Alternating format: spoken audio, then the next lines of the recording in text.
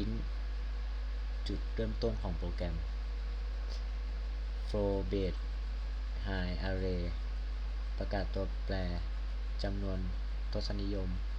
สำหรับเก็บค่าฐานความสูงและพื้นที่ printf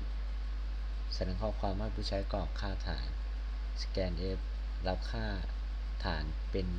ตัวเลขทศนิยมและเก็บในตัวแปรเบส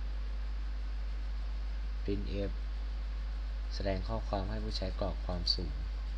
scanf %f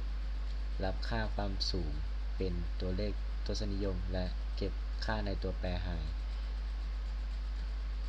array base คูณ high คำนวณพื้นที่สามเหลี่ยมโดยใช้สูตร printf พื้นที่ของสามเหลี่ยมเท่ากับ %2f แสดงผลพื้นที่ %2f แสดงตัวเลขทศนิยม2หลัก return จบโปรแกรมและส่งค่า0กับระบบ